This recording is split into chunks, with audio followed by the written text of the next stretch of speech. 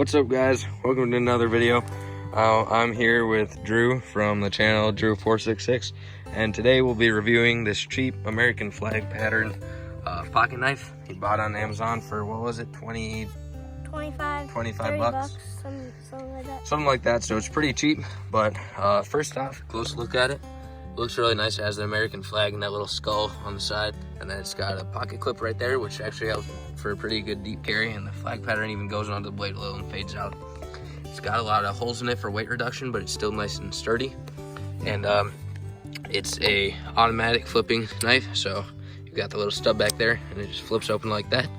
And you can also flip it open from there, but it doesn't always open up all the way like that, because again, it's not like super expensive, so it's not gonna have the highest quality spring, but it's still pretty good. Then we've got a seat belt cutter back on this end, and then a window breaker right there, and a little lanyard hole too.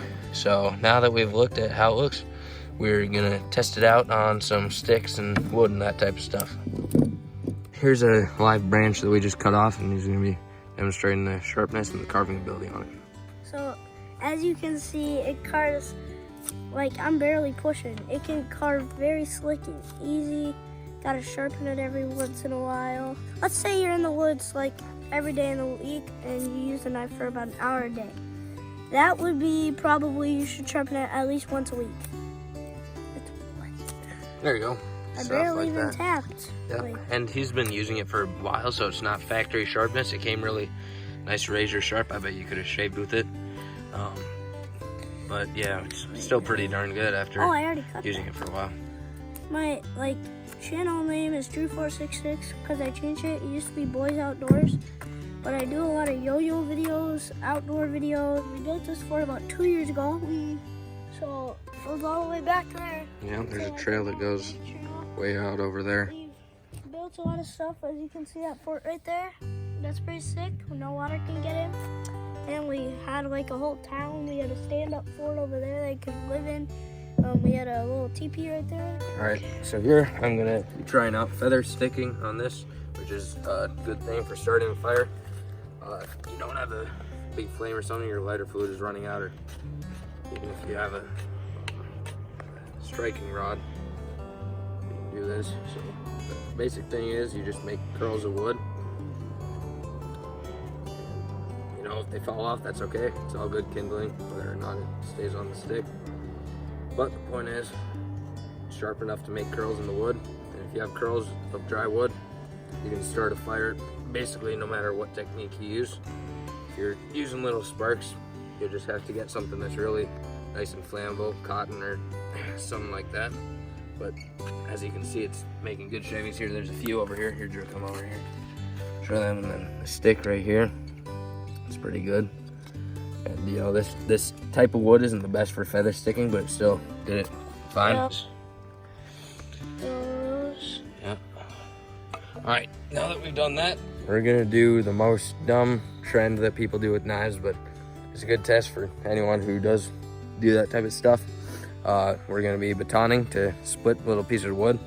And now if you're gonna do this, there's a certain technique to it so that you don't ruin the locking mechanism. If you're gonna baton wood with a folding knife, you should bend it at a 90-degree angle so that it's not locked. And set it on the wood like that, wherever you wanna split it. And take your baton and hit it on. And I don't understand why people do this, just use an axe, why not? But for anyone who does do it, you know, it'll get through it. Obviously, this isn't a super thick blade, so. Sorry guys, might have pointed the ankle at the leaves. So my channel is Drew466. No, I'm gonna straighten it for this last bit here. I'm gonna check it out with a few videos on it. So it went through it. Obviously, it's not quick. That technique is sort of dumb in my opinion, but you know, people do it. So it can get through it. You know, marked up the paint a little bit on it, but. Yeah. You know, any knife that you work with, it's going to get dirty and get marked up. That shows that you put some good work into it.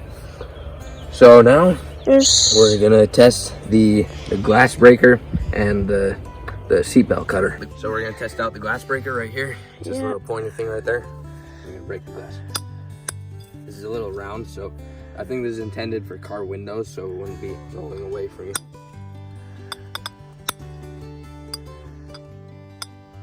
Here it is. Just like that. Here, I'm gonna try it. And there's Heartstick. There it is. Even he could do it. And I didn't even hit that hard. So the glass breaker works well. So we'll get this cleaned up and then we'll use the seatbelt cutter on a little bit of paracord. So now we're testing out the seatbelt cutter on a piece of 550 paracord. You know, obviously if you can cut that, it can do the same thing on a seatbelt, it just pulls through longer. So here's the paracord, I put it in there, and 3, 2, 1. Just like that, pulls through.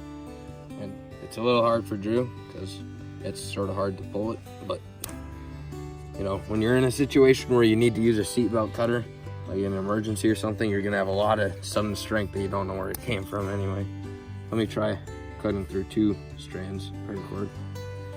See if I can do that. There it is. Just cut through all the, I think the seatbelt cutter is pretty good. It looks sharp in there. If you can see that, I don't know if you can, but it's got a blade there. Overall, I think this is a pretty darn cool knife, especially for the price that it is.